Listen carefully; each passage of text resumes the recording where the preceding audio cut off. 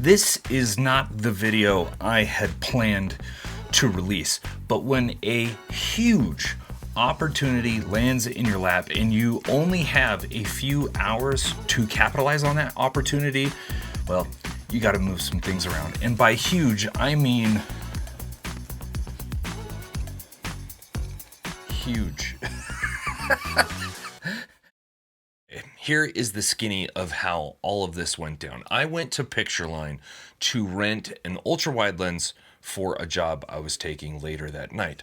And while I was there, a friend came over and he says, "Dude, Brandon, you got to check this out." And he brings over this massive lens. It's the 1200. I'm like, holy crap, that's incredible. He's like, yeah, could you imagine what you could shoot on this? I'm thinking to myself, yeah, I can. And I ask him, can I? Can I borrow it? And I fully expected to be like a no, or the rental cost would have just been so much on a $20,000 lens. There's no way I could have afforded it. But instead, he looks at me and he goes, well, it is a loaner from Canon. I'm not sure when we have to return it. Let me check. And before I knew it, I was signing a few waivers and I had this $20,000 lens with me. And I brought it back home, and you saw me trying to experiment with it and just trying to figure it out. It is the size of my head. It's a gallon. That's a gallon of ice cream right there. This is nuts. Trust me when I say I realize that none of this is what we would consider standard protocol. I know 97% of you watching are still watching because you just want to see me fail. Okay, moving this thing is gonna be kind of sketchy here. But this works. Proof of concept. Dude, they're so close I can't even make out like what I'm looking at. That's Henry, obviously. Oh my goodness. He has no idea. Dude, that's wild. Mr. Meshna, sunrise bison shoot. Are you in or are you out? Hell yeah, let's do it. All right, I'll see you at 5.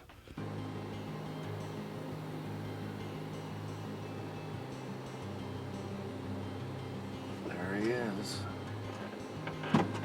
Now we pull up to Antelope Island while it's still dark, and we spent about 20 minutes looking for the bison and found them as they were grazing up a hillside. I get the gear set up as fast as I possibly can, and before I know it, they're gone. So we got lots of buffalo poop. No buffaloes, but we do have a Kyle Meshna. What's up, dude? Just out here shooting anamorphic on Hasselblad, because that makes a lot of sense. If you got it. How's that sunrise looking out there? Looks pretty good. Yeah. It's as good as the bugs are bad. There are a lot of bugs. The bugs are bad. The bugs are pretty bad. The bugs are pretty bad. Oh yeah, here we go. Here's what this crazy stuff looks like. Having a lens that is that big, while really cool, is very much a pain in the butt to break down.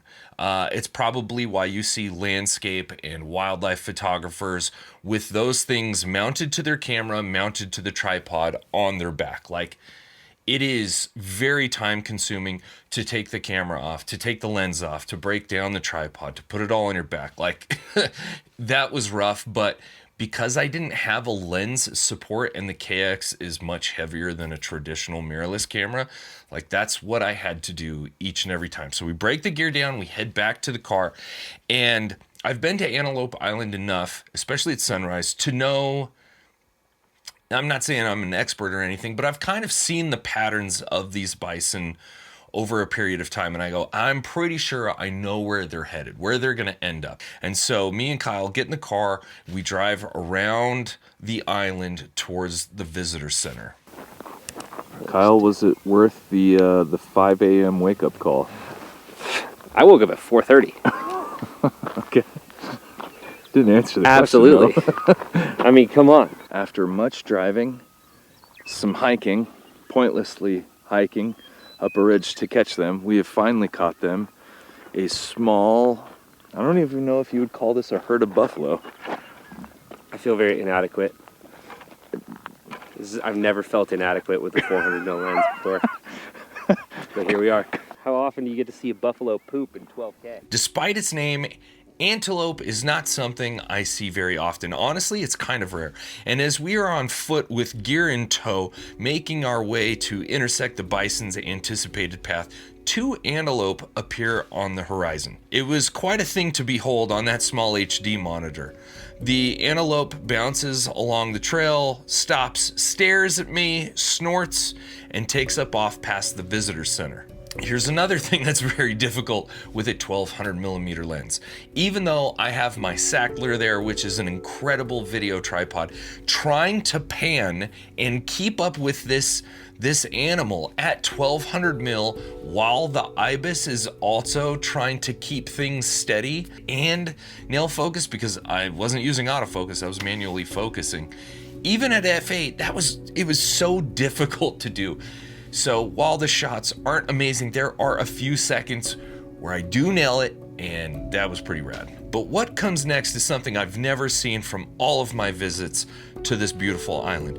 And as you'll hear from Kyle, it was pretty amazing for him too. Right, so we spotted a freaking owl. I've never seen an owl out here. I've only seen an owl out in the wild once. Oh my God, are you kidding me? That Dude, so cool. what? Holy shit. How did we get that lucky? Oh my God. How wild was that, man? That was freaking nuts. I am shocked. These are burrowing owls. They dig holes in the ground as opposed to living in the trees, and I love owls, as you saw from my last video.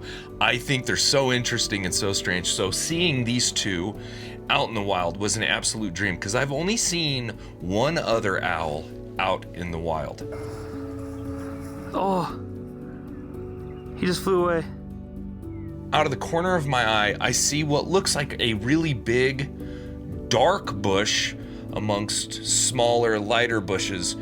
And I'm thinking there's no way that's a bison, because that's the road, literally on the side of the road. And we parked right there, we would have seen it.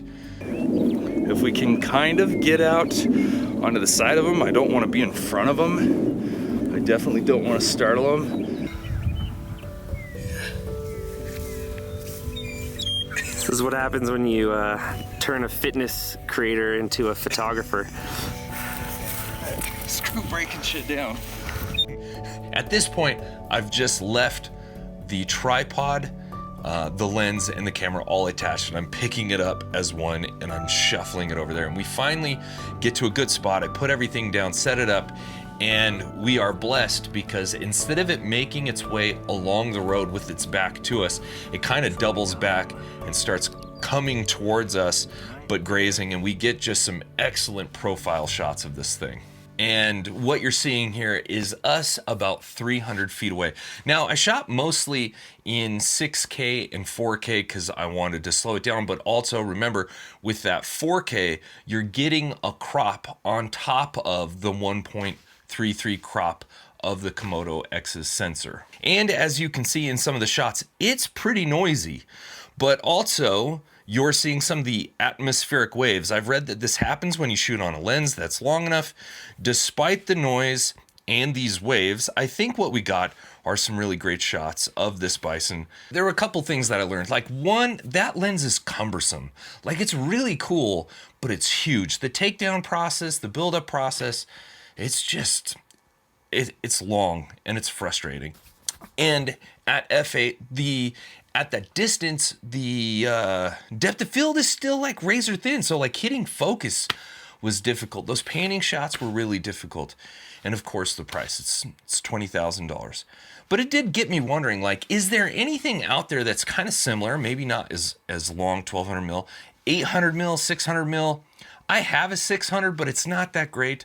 But if I could get like an 800, like a 5.6, but for a fraction of the price, that would be something really fun, because although niche, the shots you get are just incredible. It's so fun. You could hear it in our voices when we would get this stuff. We're like, holy smokes, this is so cool. Because it is like, it's a really unique experience. And so I think, even though I wouldn't use it that often, it would be worth it because the experience you get is pretty incredible. I would say all in all, it was a really successful day. I am so grateful to Pictureline for letting me have this opportunity. So I take the lens back to Pictureline. This was something really interesting that happened. Take the lens back, drop it off. As I'm leaving, there's a lady sitting down at the cash register with Colin, and she's got this massive box, and it says Canon 1200 millimeter, f8L. Are you buying this? Because that's an expensive lens. She's like, I am. And Colin's like, dude, it's because of her that you got to borrow this lens. I'm like, holy smokes. I just smile at her. I'm like, thank you so much. I give her a huge high five, and she was cool. And yeah, and then I split. Anyway, thanks again for watching. If you enjoyed the video, hit the like button. Make sure you subscribe. It goes a long way. I don't send you any weird emails or anything like that, and you can cancel at any time. All right, that's it. I'll catch you later. Peace. Mr. Meshna, bison shoot at sunrise. Are you in or are you out? Does a bison shit in the woods?